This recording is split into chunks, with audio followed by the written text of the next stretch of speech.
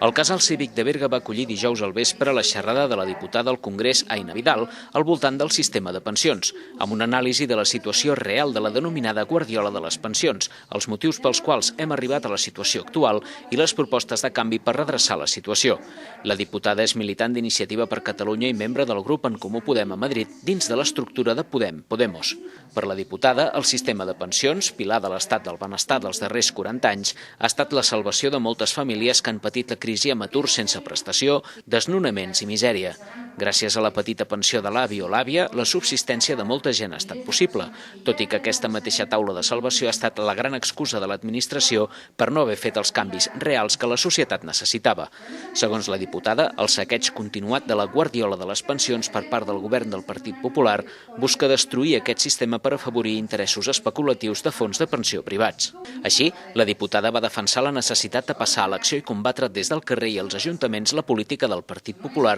i promoure un canvi en el sistema per garantir les jubilacions d'avui i les pensions de demà. La diputada va estar acompanyada pel regidor d'Iniciativa per Catalunya a l'Ajuntament de Berga, Joan Torres, així com de destacats membres del partit i del cercle berguedà de Podem durant la xerrada.